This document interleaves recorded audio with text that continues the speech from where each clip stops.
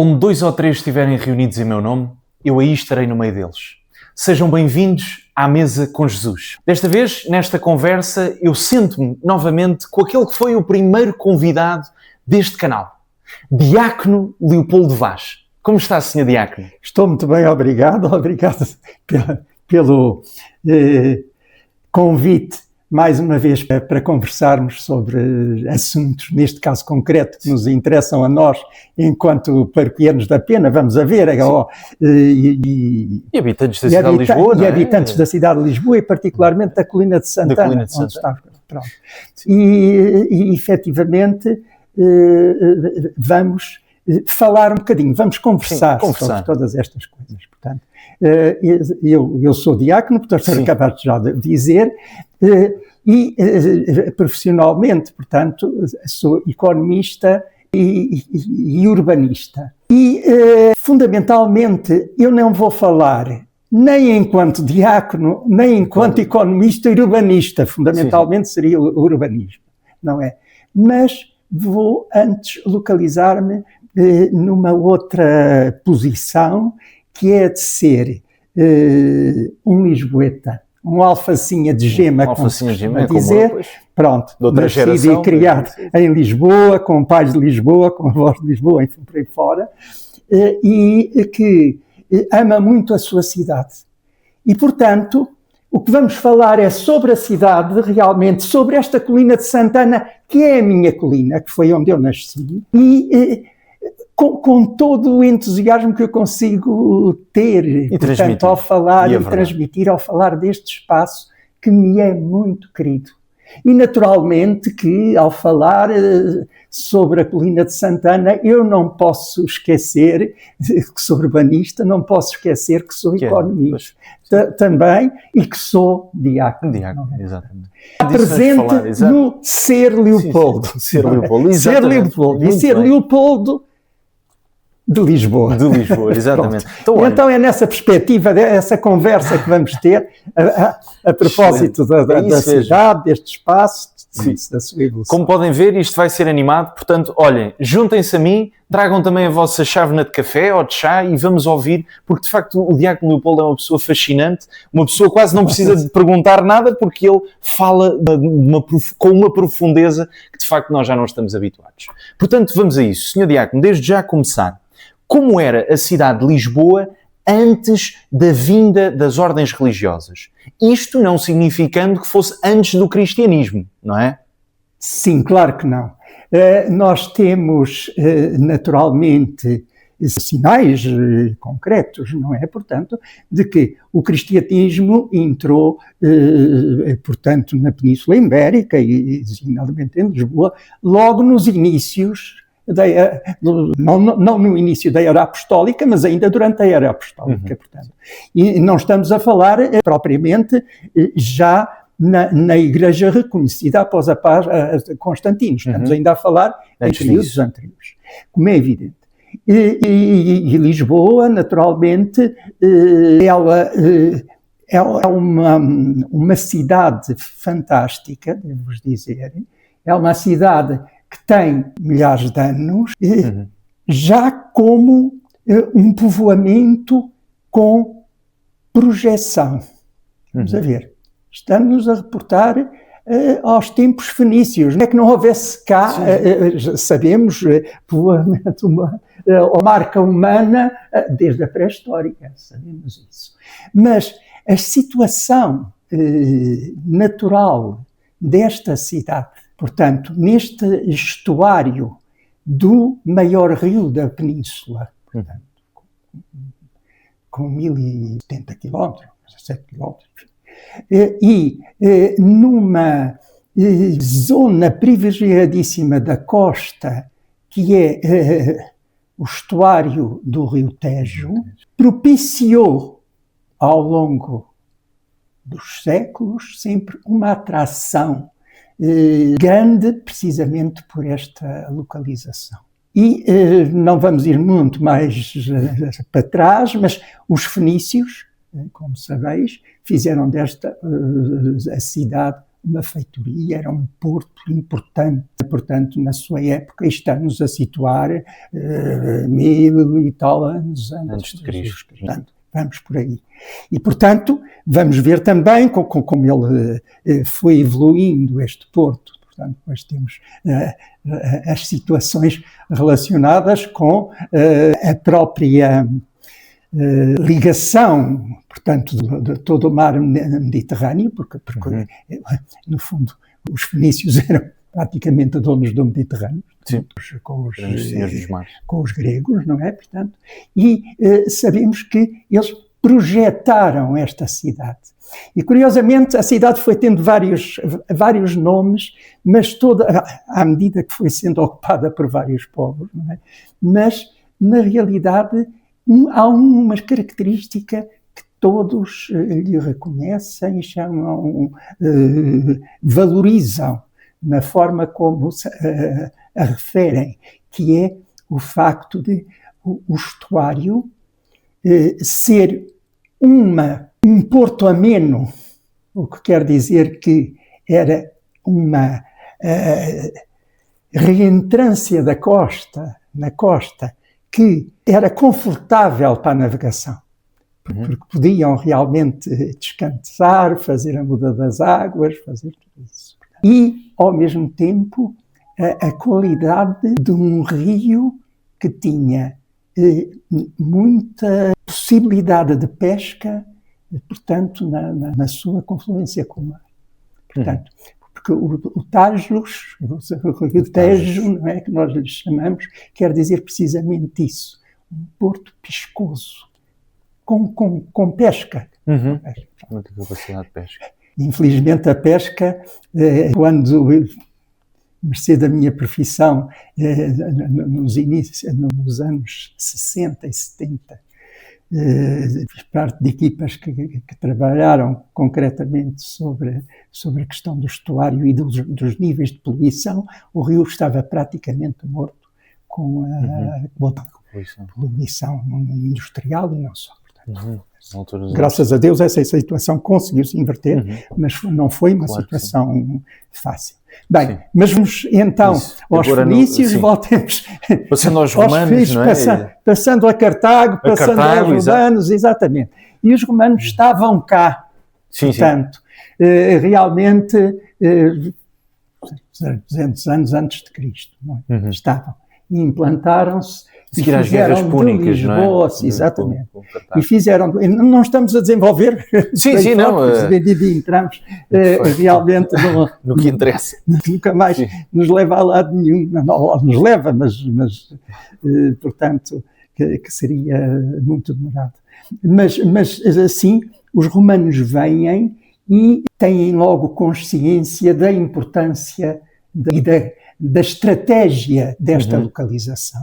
Sim, e, portanto, vão valorizá-la. Vão fazer de Lisboa, logo ali, uma cidade que utiliza o terreno envolvente e vão estabelecer nela e construir nela, como já os outros povos tinham feito. E vai-nos surgir realmente, digamos, uma estrutura já de cidade, com, enfim, os seus edifícios públicos. Portanto, a sua atividade comercial muito ligada ao porto, naturalmente, à pesca, ao gáudio, que era aquela conserva de peixes que desenvolveram, que era exportada para todo o mundo romano. E, portanto, Lisboa começou a ser uma cidade realmente com uma projeção que já tinha sido dada também pelos fenícios e pelos cartagineses, mas que vai se desenvolver muito na época romana. E o cristianismo vai entrar, portanto, em Lisboa, na Olícipo, precisamente, que eles não chamavam Olícipo, chamavam Félix a Júlia. Precisamente na época romana. E nós temos já referência de um primeiro bispo de Lisboa, no início do século IV. Sim, Portanto, já estamos com... Antes da paz de Constantino? Ainda antes? Não. Vamos a ver, meados do século IV, ok. Sim, segunda metade do século IV. Okay. A paz de Constantino tinha sido em 313, como sabeis, foi no mundo romano, naturalmente, com sede em Roma, mas até que todas essas situações se começassem a desenvolver, portanto, chegou cá, mas com um pouco mais. E nós temos realmente referência de Lisboa enquanto cidade episcopal, com o bispo Potâmio, que nessa época. E depois temos referências até de mártires, como São Jães, que também foi bispo de Lisboa e que foi mártir. Temos a referência dos mártires Veríssimo Máximo e Júlia, não é? Portanto, isso foi na perseguição de Diocleciano, ou não? Sim, por aí. Okay. Portanto, são vestígios muito fortes de que realmente havia uma Lisboa cristã. Sim. E o cristianismo não mais se afastou da cidade.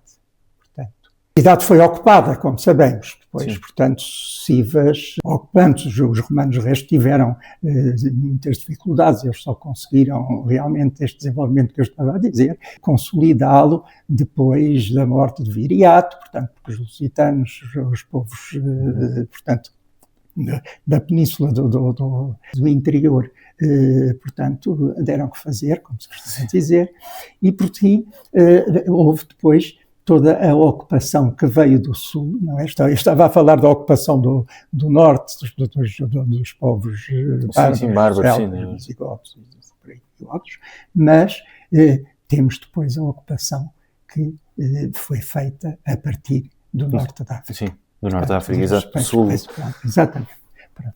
E então, sim, saltando agora para chegarmos realmente à cidade, eu não direi cristã, mas de reconquista cristã. De reconquista cristã, exato. Portanto, reconhecer que há aqui um passado cristão que é interrompido, que é interrompido, eu não diria que ele tivesse sido interrompido. Foi, eventualmente, um período menos visível. Sim, com o domínio muçulmano. O domínio muçulmano. Ele próprio teve várias flutuações, não é? Consoante os vários os califados do sul de Espanha que estavam ligados, os Córdoba, Granada. Realmente não podemos dizer que tenha desaparecido. Pois, ok. E, portanto, quando Dom Afonso Henriques reconquistou a cidade, e sabemos que o fez, até num contexto de cruzada, ajudado pelos cruzados. Portanto, ele encontrou, naturalmente, uma cidade que era uma cidade muçulmana, com certeza que sim, que tinha sido construída por cima também das próprias vestígios romanos, exatamente. Da cidade romana, e vamos começar a pôr camadas, não é? Mas que mantinha, mantinha uma marca, um ADN cristão, exatamente. Pronto. Estava cá, a marca está, muito embora a cidade fosse muçulmana. E Dom Afonso Henriques, naturalmente, ao reconquistar a cidade, portanto, isso vai ser tudo reposto. Esse ADN fica visível, não é? Até aos nossos dias. E vamos ver depois como isso se desenvolveu. De resto, nós estamos na véspera da solenidade de São Vicente, não sabemos a São Vicente que foi diácono e mártir, portanto, mártir em Valência, não é? Portanto, em Espanha, mas ele era do norte. Mas, precisamente, o seu corpo vem chegar a Lisboa, precisamente por intervenção do próprio rei Dom Afonso Henriques, mas por conhecimento que ele foi trazido precisamente exatamente. Então, e os moçárabes, exato. Então, e depois como é que se dá então este povoamento da cidade de Lisboa, já após a Reconquista, não é? Quando é que chegam cá as Pronto, primeiras a cidade ordens, de Lisboa, reparem, a ocupação, agora voltamos um pouco à ocupação ao longo das épocas. A ocupação da cidade deu-se a partir do rio e muito com atividades ligadas ao próprio rio. Já vimos a pesca, já vimos o comércio, Exato. Tudo vinha por mar, não é? Vinha por mar. O que acontece é que a colina, os romanos já falavam de 7 colinas, porque a cidade de Roma era também construída em 7 colinas. Mas a colina, por excelência, em que eles ocupavam, digamos, ou faziam o centro do povoamento e da defesa, porque o problema está muito precisamente na capacidade de defender o Porto. O Porto, exatamente. Sim. A partir de terra. Não, exato. Pronto. Uma visão. Está localizado, é sempre localizada na colina do Castelo. Exato. Nós hoje chamamos a colina do Castelo e que foi sucessivamente sendo sempre um ponto fundamental de vigia e de vigilância dos portos. Exato. Sim. Pronto. Porque da colina do Castelo, que é ainda mais sobranceira, quer de altura, quer de proximidade à própria linha d'água, conseguia-se ter uma visão muito larga do estuário. Nós estamos a falar neste estuário magnífico que tem cerca de 340 km quadrados de extensão de água, não é o chamado Mar da Palha. Portanto, mas lá está este porto sendo já vimos uma das grandes potencialidades da cidade, mas era também, ao mesmo tempo, uma fragilidade. Claro. O porto permitia a entrada de outros e de ocupantes, e sabemos que isso aconteceu. Isso também. Sim, era um grande fenómeno neste mundo antigo. A cidade foi, sucessivamente, ao longo dos séculos, sendo objeto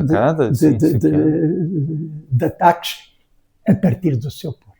Mas, portanto, a colina do Castelo, perfeitamente ocupada ao longo de todos estes tempos. E depois, naturalmente, a parte tudo que é desenvolvido. Baixa. Portanto, a cidade, fundamentalmente, é uma cidade, não é uma cidade planeada como é normal, é um tecido orgânico muito elástico ao longo do tempo, porque depende da marca dos seus ocupantes, não é? Portanto, e nós apanhamos muito a marca de um tecido árabe, portanto, que é toda a zona da Alfama, não é? Sim.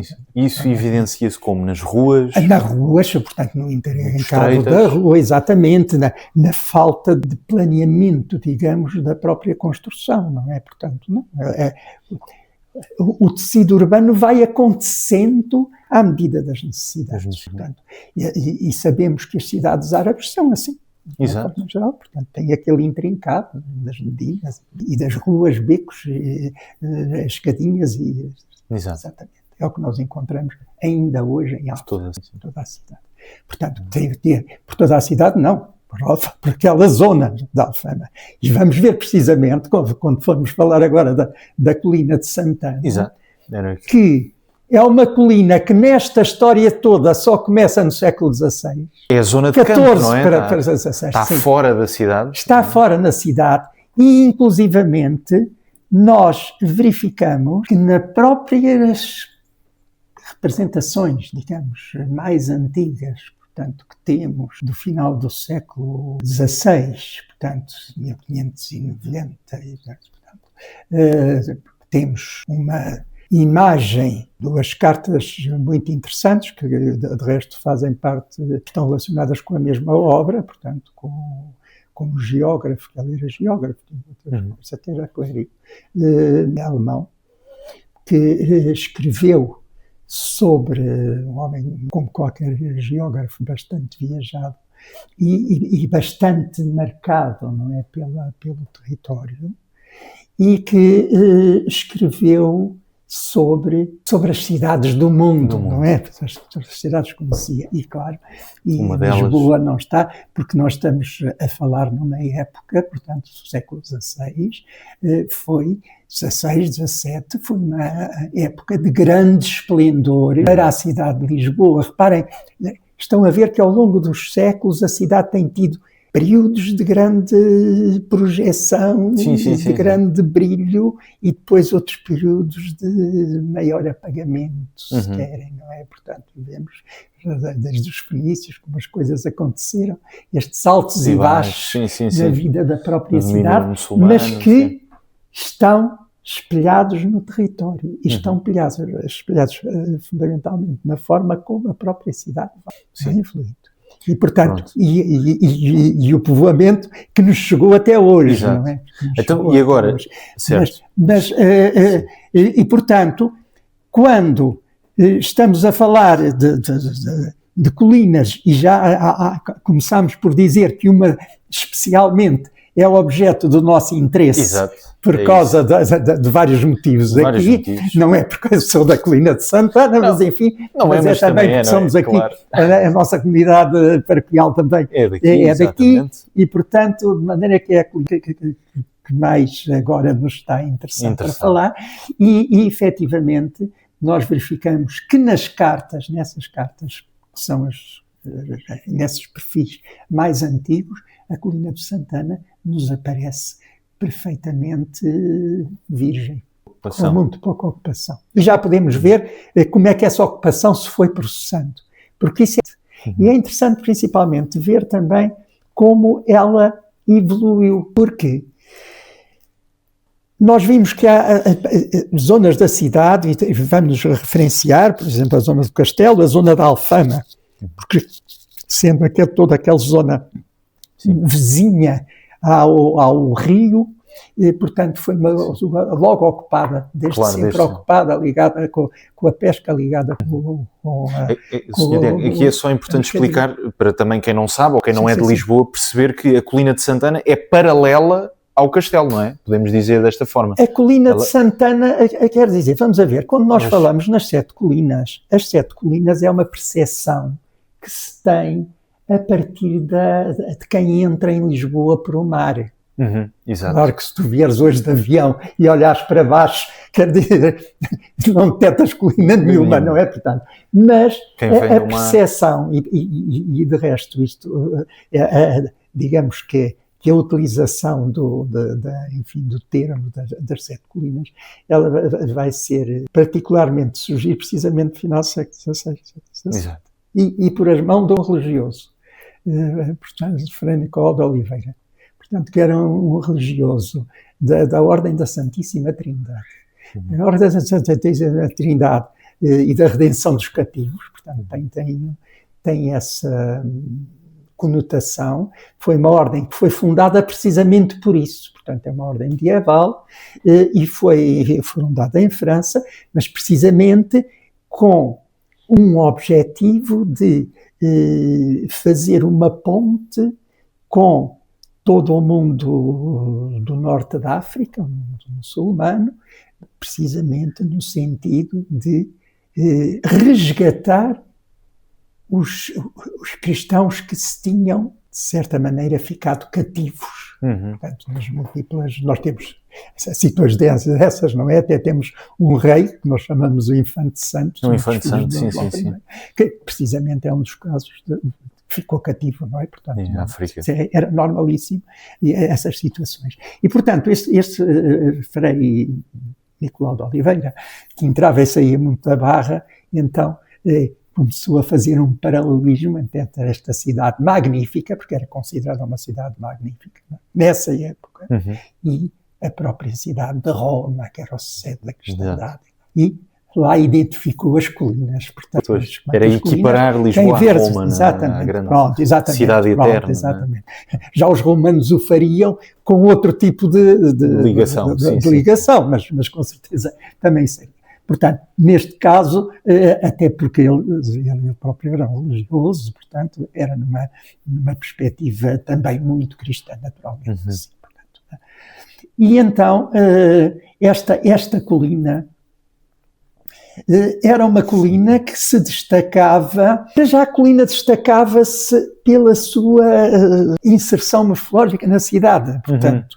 Porquê? Porque ela faz separação, se tu queres, pode-se dizer assim, de duas grandes linhas de água, portanto, que era o que hoje é a Avenida da Liberdade, portanto, e que era uma linha de água realmente corria para o Tejo, portanto, Valverde, chamava-se aquele vale, e a outra do lado de cá, que hoje corresponde à Avenida Almirante Reis, que não é, que era a Avenida Dona Amélia, sim, Dona Amélia, e antes disso era o São Rigueira. Já lá vamos chegar a essas mudanças. Que ainda chegamos a isso tudo. E, portanto, o que acontece é que a colina de Santana se evidencia precisamente de uma forma mais abrupta relativamente a Valverde, quer dizer, relativamente ao que é hoje a Avenida da Liberdade, numa descida mais moderada relativamente ao que é hoje a Avenida Almirante Reis. Não é tão abrupto, estás a ver? Isso continuava depois em termos de planalto. Portanto, a colina impunha-se já por esta posição. Sim, sim. Relativamente à zona baixa de que sobressaía. E realmente nós verificamos já nessas visualizações, quer em azulejo, quer, portanto, na cartografia, ou na imagem desta obra do Frei Nicolau. Não é do Frei Nicolau, não. Do geógrafo alemão, sim. Giorgio Braulio. Sim. Pronto. Que a colina nos surge bastante evidente, enfim, no perfil da cidade, mas bastante despovoada também. Exato. Isto corresponde ao Monte Careca. No fundo, devo dizer que era, por exemplo, a imagem que eu já não tenho, mas que o meu pai ainda tinha do que era a Serra de Monsanto. Ok. Serra de Monsanto. Eu, quando era pequeno, os pinheirinhos estavam desta altura, tinha sido por causa 10 anos antes, mas meu pai lembra-se. Daquilo completamente... Ou lembrava-se. Sem vegetação. Sem vegetação nenhuma e referia-me. Sim. Então, e porquê que é povoado? Porquê que esta colina é... Porquê é que esta colina foi povoada? E quem é que vem? Como as outras todas o vieram a ser também, portanto, mas mais cedo, outras mais tarde. E porquê é que foram? Porque era a expansão natural da cidade. Exato. Portanto, a cidade tinha que se expandir para algum lado. Portanto, era uma cidade que estava emparedada, se queres, entre umas zonas montanhosas, entre aspas, não é? Portanto, temos a Serra de Sintra, temos estas colinas, não é nada do outro mundo, mas temos realmente um limite a sul que é intransponível, que é o rio, e que foi realmente uma barreira natural, portanto, muito importante. Não é? Esta barreira só já veio a ser vencida fisicamente, não é? Com circulação que não fosse por barco na zona de Lisboa nos anos 60 do século XX. Estamos a falar. Pronto. Ora bem, o que é que acontece? Acontece que a colina não era uma colina povoada e o povoamento da cidade foi, apesar de tudo, foi-se desenvolvendo sempre, mas particularmente desde depois da Reconquista, para lá das chamadas muralhas. Portanto, sim. As muralhas era a circunvalação do perímetro urbano, precisamente para a defesa da cidade. Os mouros tinham uma muralha, portanto nós chamamos que é a muralha antiga, muralha moura, e foi a que Dom Afonso Henrique esforçou para entrar, pronto. Mas depois sabemos que o nosso rei Dom Fernando vai levar a cabo uma nova construção, a chamada muralha fernandina, e essa muralha fernandina vai cruzar a meia altura a colina de Santana já. O que quer dizer que estava a haver uma tendência de povoamento. Pronto. E estava porque todo o que nós chamamos hoje a moraria, portanto, era uma ocupação urbana, lá está, também muito orgânica, com tecido muito orgânico, que se tinha desenvolvido a partir da própria Reconquista. Porque os mouros não foram propriamente expulsos da cidade, eles ficaram, mas foram sim orientados para uma determinada localização. Exato. Fora de portas. Quer dizer, sim senhor, entravam na cidade, faziam a sua vida e tal, o seu comércio, as suas coisas, mas depois chegava à noite, as portas fechavam-se e eles iam ao seu sítio. Viviam na moraria, portanto, e a moraria estava fora de portas. Fora de portas. Fora de portas. E é nesta base de um povoamento fora de portas das pessoas que nós temos a colina de Santana para possível ocupação. Exato. Pronto. E essa ocupação vai se dar progressivamente.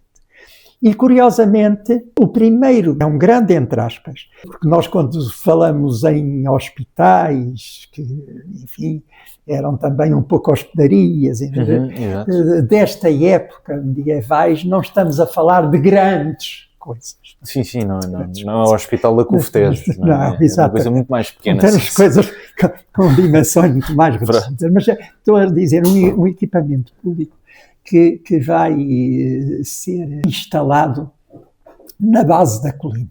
E vai ser instalado já fora também da ocupação moura. Portanto, sim. E propositadamente, quer dizer, este equipamento, portanto, era um hospital muito direcionado, porque era direcionado apenas ao tratamento de pessoas, dos gafos das pessoas com lepra.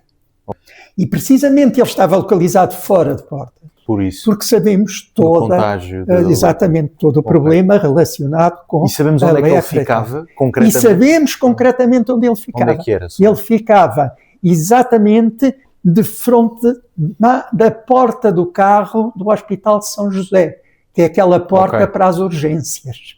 Portanto, no que foi depois, no século XX, a maternidade de Magalhães Coutinho, e depois foi o hospital também de ortopedia, lá do São José e tal. Portanto, são tudo, digamos, construções sobre o que foi o hospital de São Lázaro. Portanto, era o nome que tinha, precisamente porque São Lázaro era protetor, como sabemos, dos leprosos. E este foi o primeiro grande equipamento. E a seguir vai haver um outro de muita importância para a cidade. Estamos a localizar por volta do reinado de Dom Manuel. Para as pessoas estarem, já estamos no século XV, pronto, século XVI, exatamente. No século XIV ainda foi o hospital e agora estamos aqui a localizar-nos perante o desenvolvimento do que foi, digamos, o abastecimento, se querem, de carne da cidade de Lisboa. Isto é, um matadouro. Pronto, bem. E para haver um matadouro, numa época em que não havia frigoríficos, não havia meios de conservação, a não ser a salga e enfim, pouco mais. Enchidos, portanto, eventualmente, o que acontece é que, naturalmente, havia que proceder ao abate sistemático, mas localizado, portanto, concretamente no tempo, porque não dava para conservar a carne. Então, este matadouro, que se foi situar um pouco acima da Gafaria, veio dar um grande primeiro uso ao topo da colina de Santana. E esse uso foi o que se chamou depois, devido ao uso precisamente, o Campo do Curral.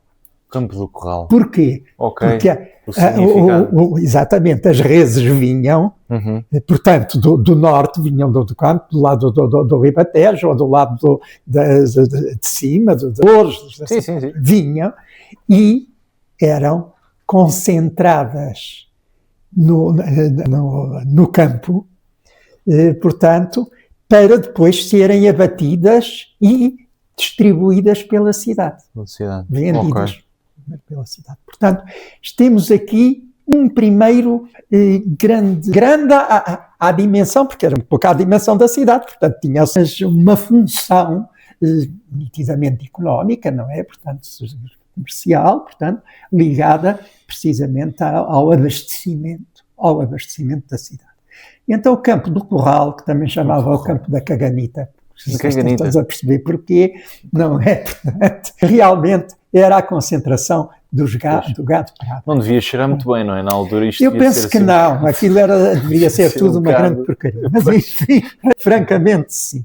De resto, nós vamos ver que aqui a colina de Santana sempre foi atrativa pelo gado vacuno, por exemplo, porque depois chegou a ter 2 praças de touros. 2 praças de touros, exatamente. Mas isso já são coisas mais para a frente. E não, exatamente. E, portanto, não vamos falar sobre elas no momento. Mas vamos falar nesta ocupação. E, entretanto, a ocupação não se ficou por aí. O século XVI foi um século muito importante precisamente na consolidação de um povoamento na colina de Santana. A tal colina que estava... que passa a ter o seu povoamento. Vai passar a ser as suas implantações. Curiosamente não é. Portanto, mas muito naturalmente ela vai acontecer a partir concretamente da localização de algumas grandes casas religiosas e também, já iremos ver, de um palácio que marcou muito o sítio. Uhum. Então, nós estamos prestes a encontrar nesta colina toda uma função que lhe vai dar um nome de colina da religião. Exato, portanto, que é aí que chegamos ao nosso ponto de interesse. Portanto, e isso é um aspecto muito interessante no povoamento da colina. E na forma como ela depois foi evoluindo. Uhum. E passou da colina da religião para a colina da saúde. E vale a pena perceber porquê que passou. E até vale a pena interrogar-nos sobre o que é que ela agora irá passar. Porque a colina da saúde ainda continua, mas já tem menos elementos do que chegou a ter, não é? Vamos chegar a esse elemento. Exatamente, não é? Isso é mais complicado. Século XVI. Vamos à colina da religião. Exato. O que é que vai acontecer? O que vai acontecer em Lisboa, como cidade medieval, digamos, aconteceu, portanto, um pouco por as grandes cidades da Europa, maiores e menores. Portanto, o século XIII foi um século decisivo numa certa viragem das cidades a partir de quê? De equipamentos religiosos. Uhum. Fundamentalmente de conventos. Conventos e mosteiros, exato. Bem, mais conventos que mosteiros. Porquê? Mosteiros já havia, mas fundamentalmente nós tínhamos visto, depois da queda do Império Romano, portanto, que tinha havido uma saída da cidade sequer. Exato. Para o campo. Portanto, e a vida cristã começou a desenvolver-se muito, portanto, nos territórios. Assim. Não tanto concentrada nas cidades, também com certeza que sim, não se perdeu isso, mas de qualquer maneira afastada. Fundamentalmente foram surgindo, portanto, vocações de consagração na Igreja, portanto, consagração aos conceitos e versos, de acordo com um determinado programa de forma de estar. Foram muito marcados, naturalmente, por exemplo, pelo surgimento do monaquismo, ligado por São Bento, pela sua regra, com as sucessivas,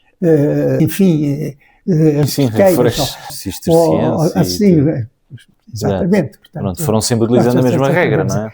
Portanto, a base era a regra de São Bento, naturalmente, e depois, no fundo, acabavam sempre por ser uma consagração em torno da regra do ora e labora, não é? Portanto, da oração e da oração litúrgica e da oração da palavra e do trabalho manual, portanto, e esse em grandes domínios. Portanto, e sabemos, por exemplo, que a ordem beneditina, sim, mas a ordem cisterciense, sim, foram responsáveis por muito do ordenamento territorial agrícola da Europa. Exato. Sim. Inclusivamente Portugal. Sim. Tens essa marca ainda em toda a região da Alcobaça. Exato, Alcobaça. Mas é uma região muito larga, não é? Portanto, todos os desenvolvimentos dos pomares, tudo aquilo, portanto, foi tudo trabalho dos monges, dos cistercienses da Alcobaça. Era uma forma de estar a par portanto, dos mosteiros, enfim, dentro da regra de São Bento, pois existiram também outras formas de estar em vida, na vida religiosa, portanto, na vida consagrada, portanto, ligados, por exemplo, à vida ermítica. Temos essa experiência dos ermitas do Egito. Do Egito, sim, os padres do deserto. Depois os padres do deserto, exatamente, e depois a sua vinda também para o Ocidente, para a própria Europa, e isso foi-se desenvolvendo a vida ermítica, e depois, naturalmente, que teve também, logo no início do século XII, portanto, a formulação, portanto, de vida ermítica da Ordem Cartucha, por exemplo, que se desenvolveu, não é? Portanto, como havia também outras formas de estar, portanto, ligadas mais às colegiadas, às catedrais, não é? Portanto, seguindo as regras a regra de Santo Agostinho, portanto, tinha vida coral, de clónicos. Existiam essas formas, mas com o desenvolvimento das urbes, portanto, medievais, a partir dos mistérios, portanto, vai haver toda uma atração de populações para a cidade. Isso vai induzir, digamos, a uma nova forma de estar na vida religiosa, ligada precisamente a essa concentração das pessoas nas cidades e à necessidade de serem catequizadas. Pronto. E isto... O êxodo rural, não é? O fenómeno do êxodo. Sim, exatamente. É? Portanto, reparem, houve uma saída da cidade para a coisa e depois houve um regresso e depois... Vamos ver as formas como esses regressos se foram ao longo da história, até com a Revolução Industrial. Exato. Até assistimos o oposto, não é? Exatamente. Então, o que acontece é que, cerca do final do século XII, mais concretamente em 1170, 1172, portanto, nasceu, portanto, no interior da Castela, portanto, um homem que viria a ser o fundador de uma grande ordem. E em Assis, portanto, também na Itália, neste caso concreto, não na Castela, claro, na Península, um outro que se chamou Francisco e que foi fundador também de uma grande ordem, de resto. São Francisco nasceu primeiro e a ordem foi fundada também meia dúzia de anos mais cedo de que a Ordem dos Pregadores que São Domingos fundou. Portanto, estamos a falar realmente das primeiras duas grandes ordens designadas por mendicantes, porque precisamente traduziam uma nova forma de estar. E a nova forma de estar tinha que ver precisamente com um despojamento absoluto dos bens. Portanto, lá está, o mendicante vem do pedir para viver, para sobreviver. Para sobreviver. Já exatamente. Não saíam da cidade, estavam dentro. Pronto, não é? Ordens que fundamentalmente se destinaram, não exatamente ao mesmo, porque a ordem dominicana foi uma ordem desde logo direcionada para a pregação.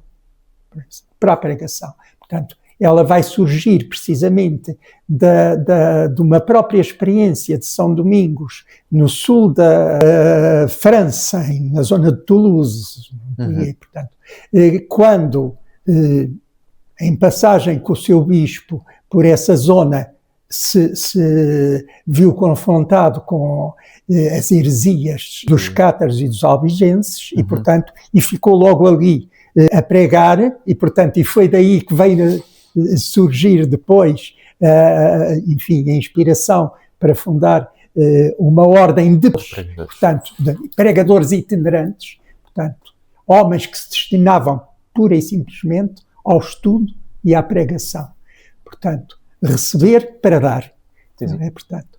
E, ao mesmo tempo, São Francisco de Assis vai iniciar ele próprio uma outra forma de estar na vida religiosa, precisamente através também da pregação itinerante, mas não só, portanto, da vivência da pobreza, portanto, de toda essa forma de estar à semelhança de Jesus Cristo, de uma forma muito despojada, não é? Portanto, e estas ordens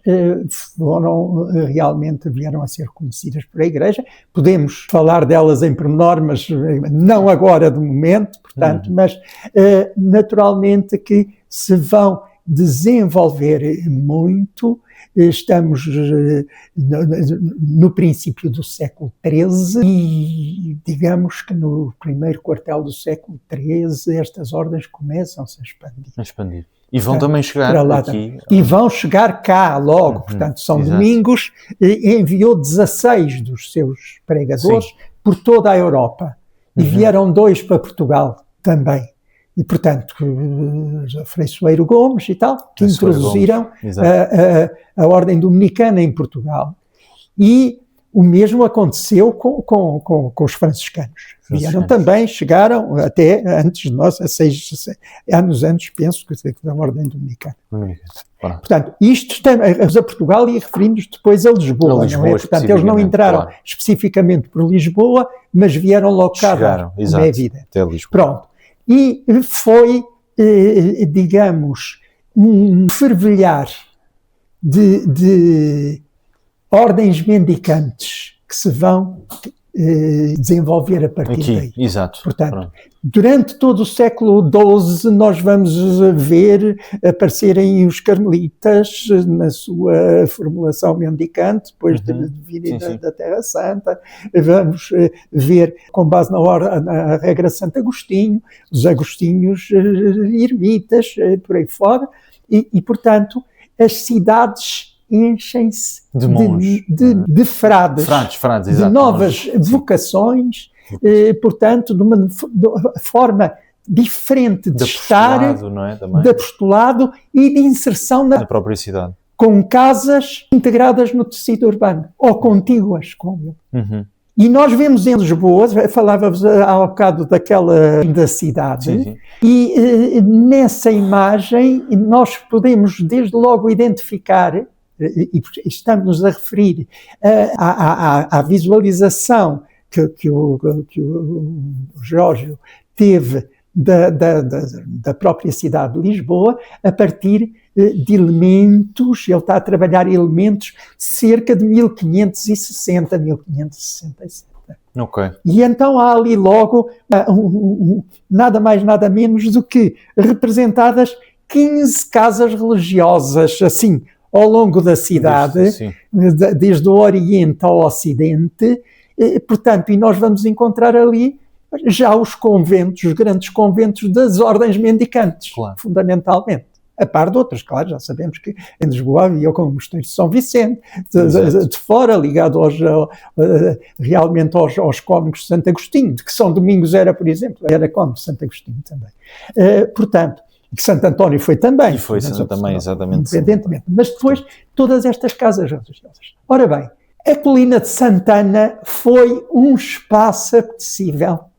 Exato. Pronto. Porque já foi dito. Por tudo o que foi dito e porque estava lá imensamente espaço livre. Exato.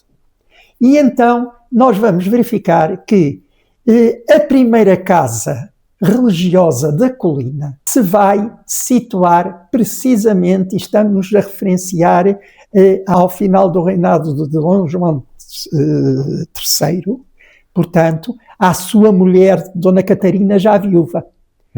E a Dona Catarina vai fundar um convento no cimo da colina de Santana, onde havia uma capela já dedicada à Santana. Portanto, uma capela, enfim, que era padroado sapateiros, penso eu. Mas que ela utilizou como espaço de culto de uma casa religiosa que, entretanto, fundou. Foi o primeiro convento de terceiras franciscanas, lá está as franciscanas, no cimo da colina. Claro. Portanto, onde é que era? Era no cimo... Mesmo no cimo onde hoje está o Instituto Câmara Pestana, ligado à universidade. Pronto. De resto, ainda lá está o resto do antigo convento. Exato, o resto do antigo convento. O convento foi demolido no final do século XIX, mas está esse resto. E esse convento foi muito importante na história da colina. Para já porque foi o primeiro, para já porque veio a induzir, portanto, uma grande atração, inclusivamente, na nobreza e de coisas, de vocações femininas recolhidas e tal, numa casa que era uma casa franciscana, mas não eram monjas franciscanas, não eram clarissas. Sim. Portanto, tinham uma regra mais aligeirada, enfim, portanto, e que permitiu que este convento se tornasse um grande convento. À altura do terremoto teria cerca de 200. À altura do terremoto, portanto já século XVIII. Século XVIII, exatamente. Portanto, com 200 anos de existência desta. Os anos 200. É aqui que depois se irá localizar a paróquia, que entretanto foi criada. Exato. Portanto, que não é a paróquia de Santana.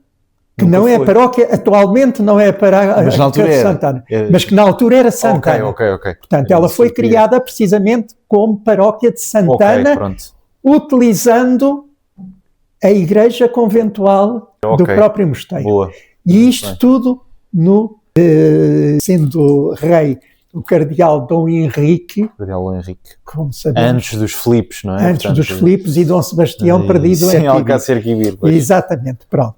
Portanto, temos ali a 1570, e esta é a primeira digamos que é o pontapé de saída. Mas olha, para a chamada colina religiosa, não é? Colina religiosa, mas o que é que vai acontecer é que vai haver uma série de chutes logo de seguida, quer dizer, há ali uma sequência de anos, portanto, entre o 1560 e exatamente o início depois já do século XVII, portanto, criam-se uma série de casas religiosas de importância. Portanto, a verdade é esta. Quais é que são?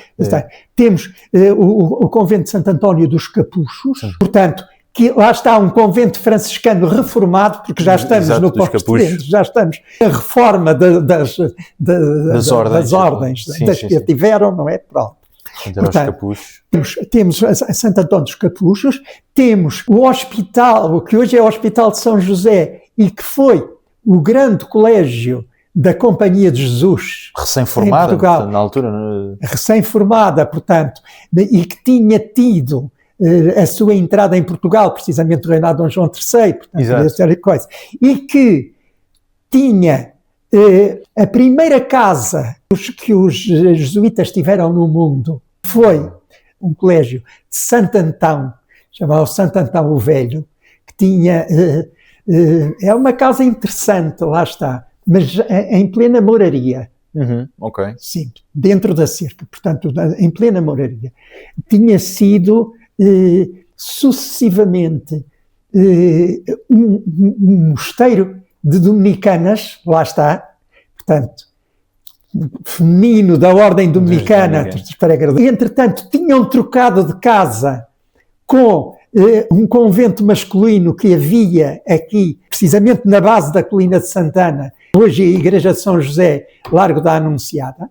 Portanto, estavam aí os monges ermitas de Santo Antão, que trocaram com elas, e por sua vez eles acabaram por sair e os jesuítas instalaram-se naquele lugar. E portanto, o colégio era um pequeno colégio e eles equacionaram logo uma casa maior. Portanto, precisamente porque estavam a ter uma grande projeção dada naturalmente. Estamos em plena época dos descobrimentos. Sim, sim, e toda essa dimensão que projetou Lisboa para... Era um empreendedorismo religioso, não é? Também.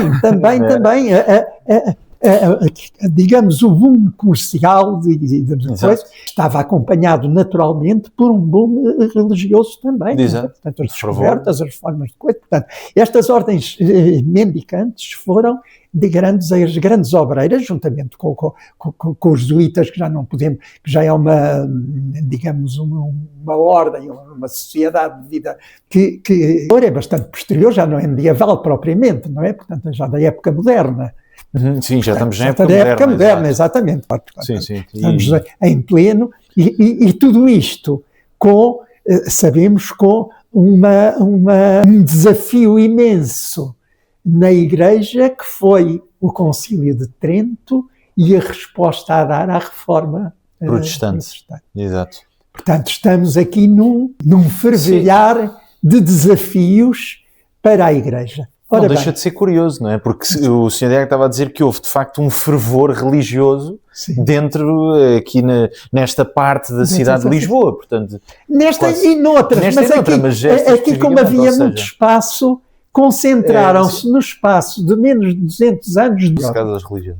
É muita gente, portanto, é muita gente, e é muita casa, e é muita cerca. E então percebermos que estas casas são um autêntico indutor de urbanização. A cidade que não existia passa a existir. Porquê? Porque se atrai pessoas. É os empregados, é os não sei quantos, e começam a... Se nós hoje percorrermos o território da nossa paróquia, nossa freguesia, nós vamos conseguir identificar os núcleos que foram criados, o núcleo de casinhas e tal, que foi criado à volta de Santana, o grupo que foi criado à volta de Santo Antônio dos Capuchos, o grupo que foi criado na base da colina à volta de Santa Marta. Exato. O grupo foi criado à volta do colégio, do colégio de Santo Antônio, não é? Portanto, o grande colégio de Lisboa da Companhia de Jesus, portanto, que teve uma projeção imensa com os descobrimentos. Exato. E com todo o desenvolvimento, mesmo científico, que os jesuítas foi. Exatamente. E isso é um ponto importante. Porquê? Porque depois, apesar deste grande esplendor e de todas estas construções, vai haver um nome que vai ser o primeiro grande abalar desta ordem estabelecida, que é Marquês de Pombal. Claro, bem, sim, com certeza que sim. Pronto, eu queria só dizer que nem tudo foram conventos, como é evidente, e que a própria família real, podemos falar nisso, nestes termos, foi indutora aqui de desenvolvimento na colina de Santana e de povoamento a partir do palácio que a viúva do rei de Inglaterra, a Dona Catarina II, que era irmã de Dom João IV, portanto tinha sido rainha de Inglaterra, ao enviuvar e regressar para o seu país, vai construir a sua casa de residência precisamente na colina de Santana. Okay. E temos é o Paço da Rainha. Que é o Paço da Rainha. Porque foi onde ela esteve. Exatamente, porque foi a casa que ela construiu para si. Ok. Portanto, comprou quintas, comprou coisas, portanto, e casais, e construiu aquele palácio que veio a tornar-se depois Palácio Real. Ok. Não é? Nós não podemos esquecer que o Dom João VI, por exemplo, faleceu naquele palácio. Portanto, Dom João VI? Foi. Okay. Exatamente. E que, por exemplo, houve toda aquela tensão entre absolutistas e liberais, com o cerco pelos absolutistas do Palácio da Bem-Posta. Da Bem-Posta. Portanto, quer dizer, temos todas estas circunstâncias que realmente fizeram da colina um espaço muito marcado. E não esquecer que estes conventos atraíram muita gente mesmo, portanto, para virem exercer, enfim, a sua religiosidade, a população, não é? Portanto, à procura das devoções que existiam. O convento dos Capuchos era um convento muito interessante, quer dizer, hoje ainda existe, como sabes, é hospital, mas ele tinha uma cerca, uma Sagrada Alameda de Santo Antônio dos Capuchos, que era pontuada de capelas. Havia as capelinhas da Via Sacra, havia uma capela dos Passos, havia uma capela das escadas do Pretório, enfim, havia várias. Exatamente. E tudo isso atraía naturalmente pessoas às Semanas Santas, às devoções que se geravam em torno destes conventos, não é? Portanto, de modo que realmente o século XVIII, portanto, foi muito o palco de uma colina da religião, poderíamos dizer assim, relativamente à colina de Santana, não é? Porque estavam todas estas casas religiosas e com as suas atividades. Não é? Eu não estou a falar em todas, poderemos fazer isso noutra altura, sim, noutra altura, mas não agora. Portanto, importante convém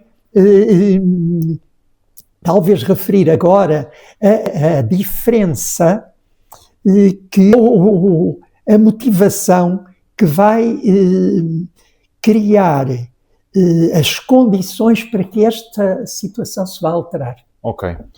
E temos uma primeira condição que está relacionada também com uma grande catástrofe natural que foi o terremoto de 1755, e em que, embora a colina da Santana, devo dizer que não foi dos piores sítios da cidade. Não foi, pois, não, também era um sítio mais alto. Não foi, portanto. Mas, de qualquer maneira, as casas tiveram as suas alterações, e houve obras a fazer, e houve religiosas que tiveram que sair, portanto, das casas para as cercas de outros conventos, portanto, para se abarracarem, até que as casas fossem reconstruídas.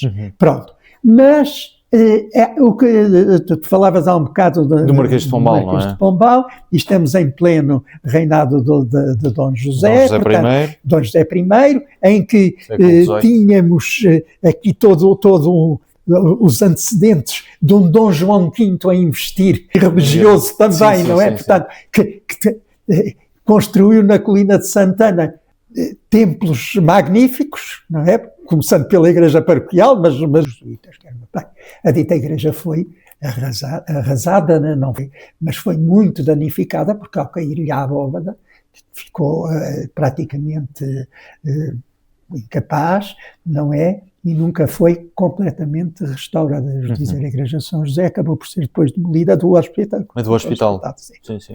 Mas o que é que acontece? O que acontece é que na sequência de tudo isso, a situação que já era difícil entre, portanto, os Marquês de Pombal. Podemos interromper? Sim, interrompemos, claro.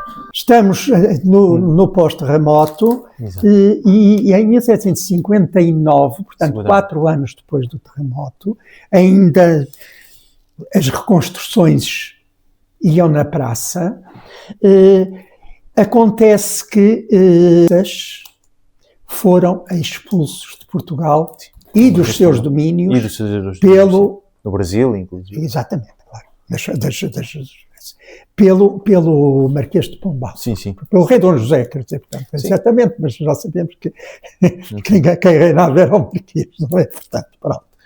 E imediatamente a seguir, portanto, enfim, com os anos para adaptações, porque as adaptações foram instalados nas instalações deste colégio, que era uma coisa muito grande, não é? Como ainda é hoje, não é?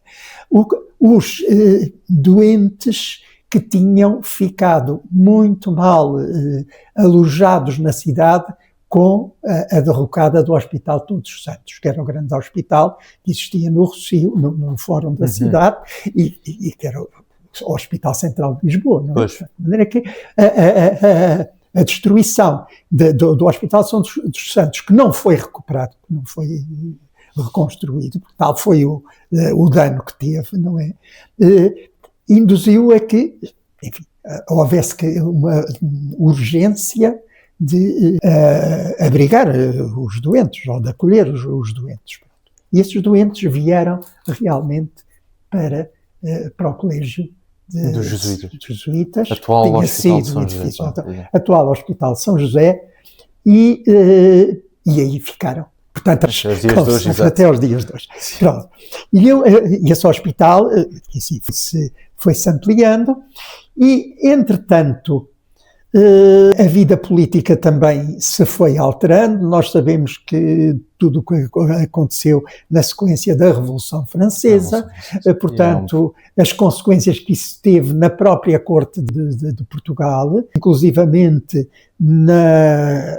no estado de saúde da Rainha Dona Maria I, portanto, isso alterou-a muito, não é? Portanto, e a sequência da Revolução Francesa, todos os impactos que isso veio a ter e os reflexos que teve nas várias monarquias da Europa, não é? Nós sabemos isso. Sim. Sabemos também da dificuldade, não vamos entrar agora no problema das invasões francesas e tudo isso, mas foram consequências imediatas na sequência da Revolução Francesa e depois do Império, com Napoleão I, e sabemos o que é que aconteceu e a necessidade que Portugal teve para salvar a sua independência de a família real embarcar para o Brasil. Exatamente, para outro território que não o europeu, portanto, que era Portugal. Mas que era Portugal, exato, isso é importante. E aí está importante.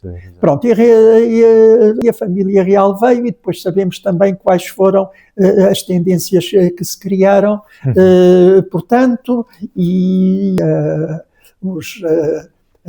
propriamente o confronto entre liberais e os absolutistas, não é? Portanto, naturalmente com Dom Miguel à frente, não estamos agora a discutir isso, mas o que estamos a tentar precisar é que realmente vai haver politicamente uma orientação em determinada linha e vai numa linha de liberalismo. Não de absolutismo. Portanto, do espírito da Revolução Francesa. Francesa, portanto, contra as ordens religiosas. Sim, contra as ordens religiosas, enfim, pronto. E isso vai ter, naturalmente, consequências aqui na nossa consequências aqui, vai ter consequências na colina, particularmente porque em 1834, concretamente, sai uma lei. Portanto, que sendo ministro Joaquim António de Aguiar, e uma lei que, pura e simplesmente, expulsava os religiosos das suas casas e que as mesmas seriam integradas na fazenda pública. No Estado, basicamente, no património do Estado. No património dos finanças. Exato. Pronto. E isso foi realmente, chamaram-lhe o mata-frases, porque realmente foi um golpe profundo. Não vou entrar agora também nas consequências que isso teve a nível das próprias ordens, quer dizer, houve religiosos que foram para conventos de outros países, houve muitos que passaram a outras situações, não é? Portanto, e que o Estado tinha que suster, portanto, estava dentro das coisas da lei. Mas o que me interessa agora aqui dizer é que isto implicou uma desafetação das casas religiosas, praticamente, não digo de um dia para o outro, mas foi com muita celeridade desativado toda uma máquina religiosa que existia. Não? Sim, portanto, a colina religiosa perdeu, portanto, não exatamente na totalidade. Porquê? Porque esta lei apenas se referia às casas religiosas masculinas. As casas religiosas femininas poderiam continuar mediante determinadas regras. E uma não podiam era integrar, não era? Exatamente. Uma das regras logo que à partida foi definida e que levava à morte ao fim de algum tempo foi a proibição da admissão de novas vocações. Exato. Portanto, quer dizer que os conventos não podiam aceitar nem postulantes, nem para a vida religiosa, para noviciado, não sei, não podiam.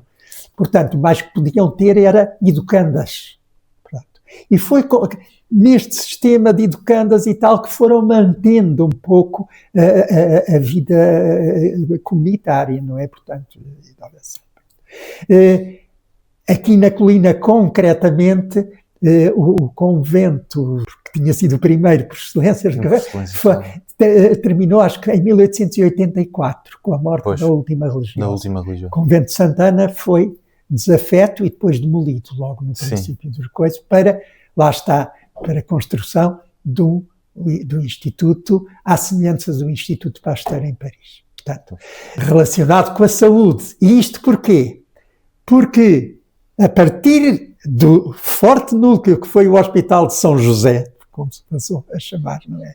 Portanto, foram-se sucessivamente ocupando outros edifícios religiosos que tinham ficado devolutos, precisamente com a finalidade com especialidades que precisavam de ser tratadas, não é?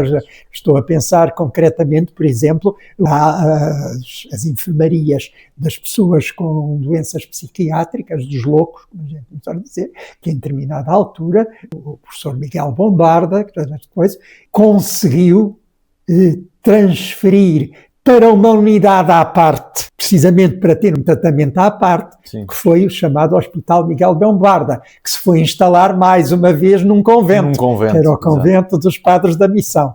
Portanto, aqui na Quinta de Rilhafoles, não é? Pronto. E depois também, não é? Exatamente. E depois temos também, por exemplo, o Hospital do Desterro, que antes tinha sido um mosteiro de cisterciense, não é? Portanto, e que, efetivamente, depois foi... nele foram instaladas determinadas especialidades relacionadas com doenças venéreas, com urologia, não sei o quê, do Hospital de São José. O antigo hospital dos Gáfaros e não sei o quê, que entretanto foi readaptado também e ocupado por, quer dizer, tivemos uma série de estabelecimentos de saúde, diríamos nós, de várias especialidades. Portanto, algumas de investigação, como era o caso do Instituto Pasteur, da Marpestana, portanto, que vieram, de certa maneira, transformar, digamos, nós diríamos dizer a função, não diríamos a função, não é propriamente uma questão de função, mas é uma questão de vocação, da colina de Santana. E então, de uma colina de religião, as casas religiosas fecharam, uma a uma, não é assim? Uma a uma não, as masculinas tudo uma vez, e depois as outras uma a uma. Portanto, e dão origem a um pepino de hospitais. Exato. Da saúde espiritual passamos para uma saúde meramente física, naturalmente, e portanto, temos realmente no final do século XIX e no século XX uma colina de Santana a bombar na saúde. Sim. Depois, portanto, como é que é esse período da República já? Continua. Vamos ver que continua. E tu repara que eu ainda eu que sou originário da colina de Santana, e nasci em 1947, portanto, mas lembro-me bem pequeno, todas estas hospitais estavam com as suas especialidades e tinham uma dimensão de área de influência muito para lá da cidade de Lisboa. Sim, depois até com a formação da faculdade. Porque, entretanto, lá está, da parte escolar, portanto, relacionada com o Hospital de São José, que tinha sido localizada num pequeno edifício que havia na cerca, onde depois da saída dos jesuítas tinham estado uns frades arrábidos, portanto, franciscanos e tal. Portanto, vieram, pela saída deles, vieram então instalar-se, digamos, umas aulas de ciências médicas, que foram os germes depois do desenvolvimento da Faculdade de Medicina. E houve aí, digamos, uma tensão grande, porque praticamente já iam para as aulas de chapéu de chuva aberto e não sei o quê, cuidado que pode cair a parede. Portanto, quer dizer, estava num estado de decrepitude muito grande. Portanto, a Faculdade de Medicina foi, assim, um grande grito, precisamos de uma faculdade, de uma modernização de um edifício. E aproveitou-se um congresso internacional que ia haver para dar o impulso para a construção da escola médica. E pronto. E depois vamos ver até que ponto essa própria construção da escola médica veio induzir, mais uma vez, alterações na urbanização do sítio, com os lentes a procurarem, enfim, habitações à sua altura na envolvente. Exato. E não é encontrando a construir. Não é? E vamos encontrar todos esses palacetes, portanto, do início do século, parece uma riviera, sim, que tem que ver precisamente com este induzir também do gosto de um outro tipo de necessidade. E agora só mesmo para terminar, portanto, nós passamos por um período em que temos de facto esta colina religiosa, não é? Em que há a construção de conventos, que, portanto, a bombar nas suas vocações. Depois passamos para um período, como eu dizia, de saúde mais física, que é a colina da saúde, e então agora a pergunta que fica é: que futuro para esta colina, visto que, por exemplo, se fala muito deste hospital central, que quer, portanto, agrupar tudo. Pronto. Também vão chamar de Espírito Santo, ao que do parece. Espírito Santo, pois, portanto, a ideia que fica é: que identidade para esta colina? O que é que poderemos... Que identidade? Vamos a ver, os tecidos urbanos recriam-se, não é? Portanto, e há necessidade de lhes criar umas novas funções. Portanto, necessariamente. Porquê? Porque eles têm que corresponder às necessidades do homem e da sociedade. Sim. Portanto, agora, o que podes perguntar é, com este peso de património, com edifícios destas qualidades e tal, o que é possível fazer? Pois, eventualmente, depende da criatividade dos homens e de coisas, mas será possível, penso eu, num rejuvenescimento urbano de toda a colina, pensar em funções nobres para o que seja nobre e seja de conservar, e eventualmente em o que não tenha tanto valor e, portanto, possa ser pura e simplesmente, não digo demolido, mas, enfim, absolutamente renovado. Portanto, e teremos situações para uma coisa, para outra, não é? Sim, sim. Nós já estamos a ver aqui a afirmar-se uma tendência que é a de uma ocupação hoteleira. Sim, talvez seria a nova ideia da colina, não é? Hoteleira. Espero que não só, que não só, não é? Portanto, espero que não só. Mas temos, mesmo ligado à saúde, na área da investigação, na área depois, a escola médica existe, não é? Portanto, penso que pode induzir também outro tipo de atividades ainda ligadas à saúde. E quem sabe se não há também um renascimento espiritual que pudesse também, honrar aqueles séculos passados, nunca sabemos, não é? Pois, eu não sei que sim, mas temos as nossas igrejas, não é? Sim, portanto, as igrejas vão continuar. Que as igrejas são história viva. É? Portanto, nós temos a própria paróquia, porque a própria paróquia continuará. A colina é uma paróquia e como eu digo, há aqui alguns templos que são muito interessantes e que penso que perfeitamente deverão ser conservados, preservados e culturalmente valorizados a nível da própria cidade. Portanto, enfim, há aqui uma série de desafios que convém saber orientar. É isso. E que devem ser ponderados, não é? Mas reparem, nós nunca devemos partir, em termos urbanísticos, de desenvolvimento, pensando num planeamento que não tenha também a intenção de toda o que foi a evolução. Exato. Portanto, nós não podemos pensar, nós não somos uma cidade planeada como foi construído, por exemplo, Brasília. Não, nós somos o fruto de um tecido orgânico que se foi ao longo dos séculos desenvolvendo aquilo que falávamos, não é? Dos estratos. E isso tudo tem que ser preservado, exatamente. Tem que ser tido em atenção, tem que ser valorizado, tem que ser alterado no que alterar, tem que ser preservado no que for de preservar. Sim, e como a Colina de Santana é toda a nossa cidade de Lisboa e muitas outras cidades a nível do país. Nós aqui estivemos a conversar com o Diácono. Não, quero dizer, de resto, obrigado. É fundamental no urbanismo sempre não estarmos com uma visão tão paroquial das coisas. Sim, e não só do momento, não é? Toda a reflexão mesmo urbanística tem que ser comparativa e, portanto, tem que ter em atenção o resto das outras cidades, provavelmente, isso quer dizer, nós aqui não entramos por esse campo. Também podíamos ter entrado quando falámos das ordens mendicantes, na sua implantação, mas o que é que aconteceu em Coimbra, o que é que aconteceu em Évora, o que é que aconteceu no Porto, e aconteceu em todos esses sítios. Um grande desenvolvimento. Mas isso ficam para outros episódios. Muito obrigado por terem assistido, obrigado ao Diácono Leopoldo por ter estado aqui connosco. Se tiverem gostado, deixem o vosso like, comentem, subscrevam e partilhem. É muito importante saber a vossa opinião e se gostarem deste tipo de conteúdo, digam-no e partilhem com os vossos amigos. Um grande abraço a todos. Obrigado, Diácono Leopoldo. Obrigado, eu.